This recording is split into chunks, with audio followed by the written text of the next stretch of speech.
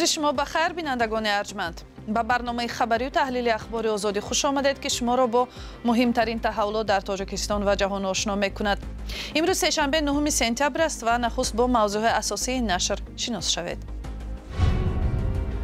رهبران دولت‌های خارجی تاجیکستان را با 34مین سالگرد استقلال تبریک نمودند. روز استقلال را دوستان اوکراینی تاجیکستان هم جشن گرفتند. عید مبارک تاجیکستان و بش. عید مبارک تاجیکستان و بش. در تاجیکستان قربی دلار آمریکایی نظر به نیم سال پیش برای $100 150 سامانی ارزانتر تبدیل می شود، ولی چرا پیدا کردن آن دشوار شده است؟ دلار камчин шидаги росте гапирни ким сабабша намедонем айсаби чи мумкин пас шидаги айсаби ам. بیش از 400 گکتار جنگلزارهای تاجیکستان در سال جاری به کام آتش رفتند. کی گناهگار است؟ گرمای تفسان هوا و یا به احتیاطی ساکنان؟ همین سوختار در همین هوای گرم از آینه همین شیشه نوش آمدنش ممکن. امروز 9 سپتامبر 34مین سالگرد استقلالیت تاجیکستان است. در پیام تبریکیش پرزیدنت امامعلی رحمان در برابر ذکر دستاوردهای کشور است هدفهای استراتژی آینده مثل رسیدن به استقلال انرژتیکی، رهایی از بنبست کمونیکاسیونی و به کشور ترانزیتی تبدیل دادن تاجیکستان، حفظ امنیت آذوقه‌واری، صنعت کنونی با صورت کشور یادآور شد. ده‌ها رهبر کشورهای خارجی از جمله پرزیدنتان ایالات متحده آمریکا، چین و روسیه، دونالد ترامپ، سی جین پینگ، ولادیمیر پوتین، اینچنین دیگر رهبران استقلالیت تاجیکستان را تبریک گفتند. در این بین برخی گروه و هواداران فرهنگ و زبان تاجیکی هم تبریکنامه می‌فرستند. یکی از چنین تشبس‌ها در اوکراینه جنگ زده هم برپا شد که مردمش بیش از 3 سال اخیر برای حفظ استقلالیت و تمامیت ارضیش از هجوم روسیه مقاومت می‌کند. مارینا گنچروک، رهبر طرح فرهنگی در کیف، تبریکنامه ویدیویی فعالان را در گوشه‌های مختلف اوکراین به زبان اوکراینی و ترجمه تاجیکی آن را هم نشر نمود. ما حالا این تبریکات را بدون تحریر پخش می‌کنیم.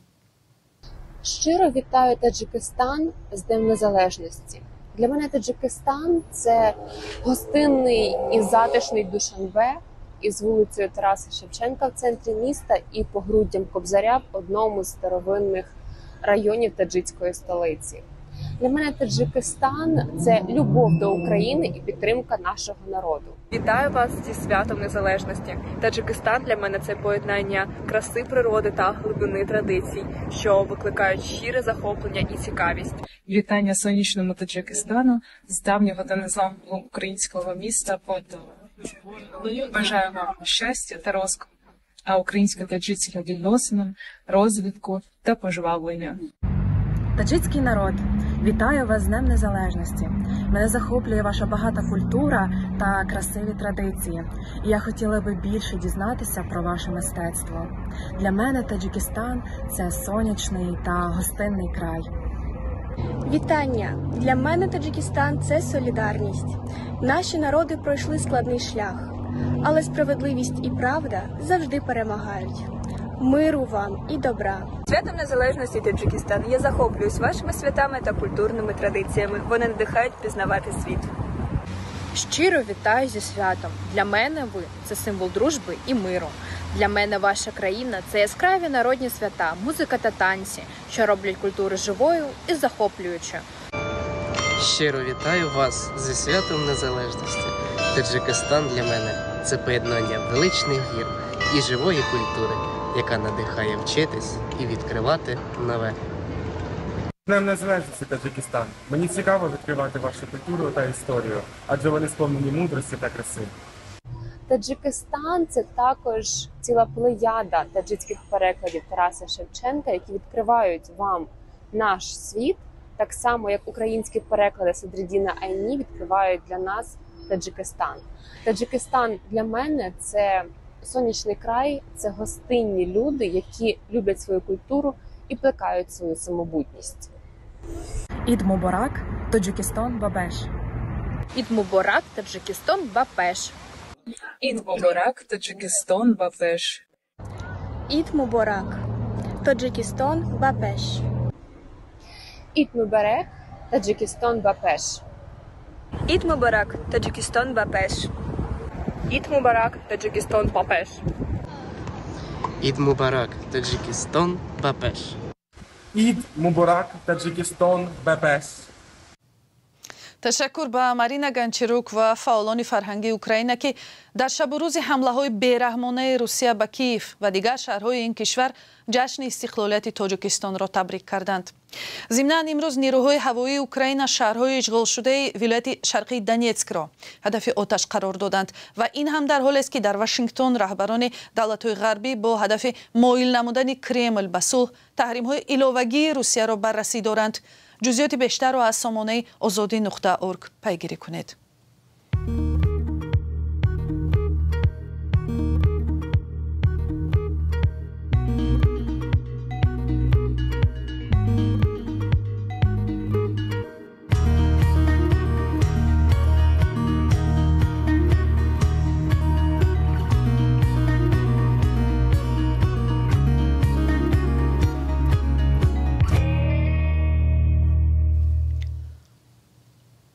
дар бонкҳои тиҷоратии Тоҷикистон ҳафтаҳои охир арзиши доллари амрикоӣ дар баробари пули миллии сомонӣ ба таври камсобиқа поин меравад. қурби $100 амрикоӣ барои 10 сентябр яъне фардо дар сомонаи Бонки миллии Тоҷикистон 946 сомонӣ таъин шудааст. Ин дар ҳолест ки 4 моҳ пеш $100 аз 1085 то 1090 сомониро ташкил медод. чаро доллари амрикоӣ дар баробари сомонӣ то ин ҳад поин рафт? дар ин бора ҳамкорона Малишер Зарифӣ ва Амир Исоев гузориш медиҳанд. дар Тоҷикистон доллар арзон шуд, вале камчин. ин ҳолат ақидаеро ки ҳарчи арзон шуд бештар мешавад ба ҳам мезанад. шояд ба иллати ҳамин камёфтӣ бонкҳо фурӯши долларро маҳдуд карданд ва мегӯянд мушкил на ба онҳо, балки ба Бонки миллӣ бастагӣ дорад. дар чанде аз бонкҳои тиҷоратии Тоҷикистон ба радиои Озодӣ гуфтанд ки онҳо ё доллар надоранд ё бо маҳдудияти то $500 ба сокинон доллар мефурӯшанд. баъзе аз соҳибкорон дар суҳбатҳои бидуни микрофон таъкид намуданд ки онҳо қабл аз он ки доллар бигиранд бояд ҳуҷҷати соҳибкориашонро пешниҳод кунанд ва баъд аз навбатпоӣ ба доллар дастрасӣ пайдо мекунанд. ин ҳол ба тоҷироне дахл дорад ки умдатан бо нақдина кор мекунанд. онҳое ки ба пули нақд ниёзи камтар доранд камчини долларро эҳсос накардаанд. пули ами сомонӣ дар картамон мегзаронем оҷада бо ҳисоби худаш нафаҳмаш ки доллар қати ҳисоб китоб бошад. юан ана мисол хитоида ба юан ҳисоб китоб бошад ва дар Ташкент Ӯзбекистон ба доллар ҳисоб мекунанд. Дубайдам ба доллар ҳисоб мекунанд. Доллар камчин шидаги ростига, апна ким сабабша намедонем ҳисоби чи мумкин пас шидаги ҳисоби аму. ба назари Абдулло Ашуров, коршиноси масъалаҳои иқтисодӣ, ҳолати нав эҳтимолан ба сиёсатҳои Бонки миллӣ барои коҳиши корбурди доллар рабт дошта бошад.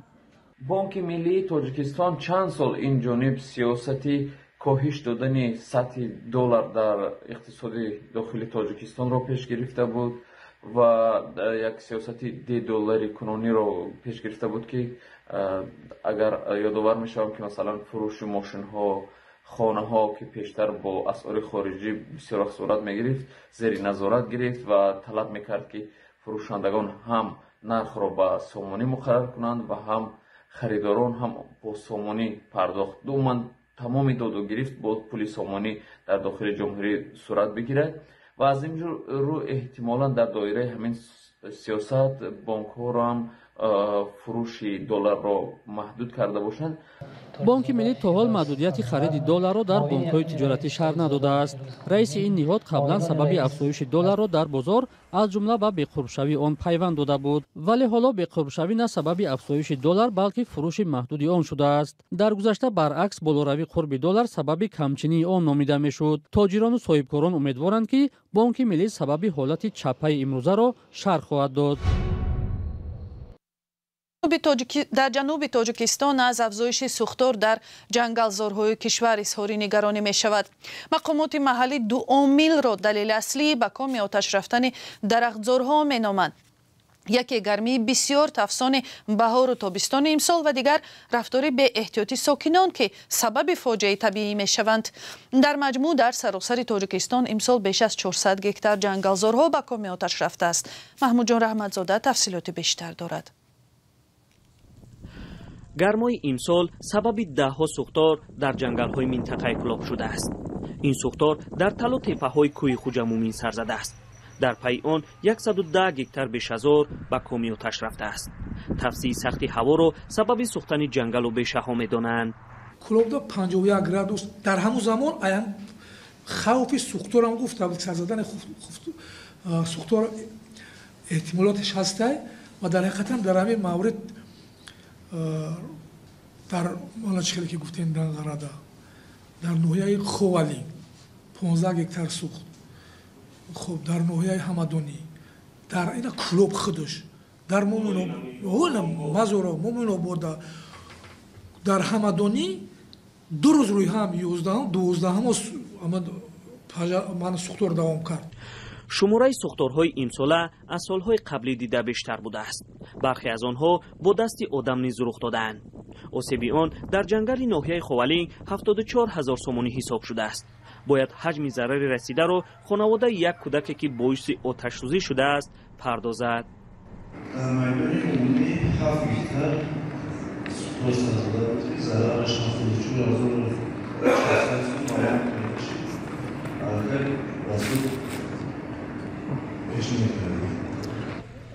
اما رئیس ناحیه همدانی برعکس جنگلبانها خودی ساکنان را گناهکار دانست و گفته رئیس اکثر استراحت کننده ها باعث سر زدن سوختارها می شوند.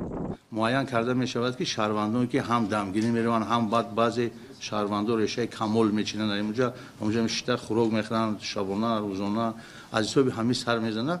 خیلی خصوصیتش همین است که مردم ناحیه همدانی دست از جمعانه رفتن را خاموش میکنن. برای در اونجا بگیم ماشین نمیبره او برآورده نمیشه و فقط با واسطه دیگر اولوتو همراه خاموش کرده.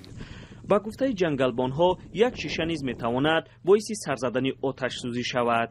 سر زدن همین سوختار در همین هوای گرم از آینه همین شیشه با وجود آمدنش ممکن از بکلشکه هم ممکن وقتی گرم میشه آمینوش بسیار میشه. حالا در منطقه کلوب 324,000 هکتار جنگل وجود دارد.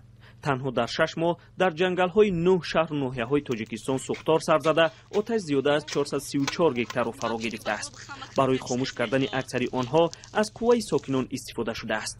خود جنگلبانها اعتراف کردند که کوههای دشوارگذر همه وقت مانع خاموش کردن سوختار می شود. حالا خواهش آنها از حکومت کشور همین است که برای جنگل‌های منطقه چرخبال‌های مخصوصی آتش خاموشکنی داده شود. با گفته آنها در صورت سر زدن سوختار آنها می توانند سریع وقت آن را خاموش کنند. در ازبکستان که هفته گذشته عید استقلالیت داشت، قانون جنایی را اصلاح کردند و به محبوسان شانس بروقت‌تر رها شدن از زندان دادند. با یک راه غیر عادی پارلمانی ازبکستان قانونی را قبول کرد که موافق آن برای هر یک کتاب خوانده محبوس مهلت جزا 3 روز کم می شود. اما فقط خواندن کافی نیست و محبوس باید امتحان سپرده نشان دهد که آن را درست خوانده و درک کرده است. این حق را تنها به آن زندانیان دادند که در حکم شرط پیش از مهلت آزاد شدنشان پیش بینی شده است. بر طبق اطلاع رسمی عین زمان در زندان‌های ازبکستان بیش از 43,000 زندانی نگه داشته می شود و از میان آنها تقریبا 13,500 نفر می توانند از این امکانیت استفاده برند و پیشتر از مهلت ادای جزا از پس پنجره بیرون آیند.